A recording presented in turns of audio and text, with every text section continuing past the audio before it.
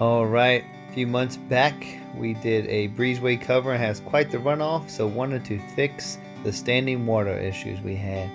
Started digging deep with the post hole digger as well as that trench you saw.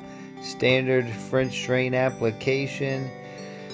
Probably had to dig down about 3 foot here, but not too bad as it gave me access to a part that would drain down into those lower steps that you see. But this is the hole, and the French drain drug out pretty far, so worked out well.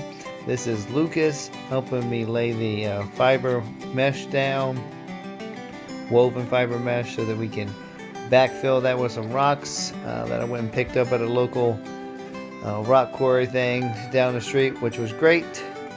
And then laid down some PVC with the holes in the bottom, went with the rigid stuff here, and then backfilled on top of that, covering with the rock on top of the PVC, where I then could wrap this thing up in a burrito and bury it.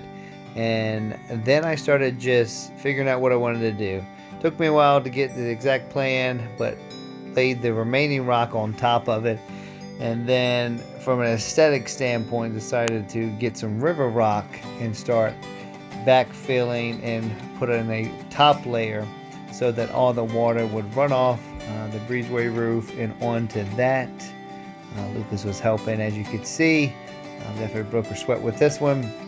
He was getting his little favorite rocks and putting them to the side.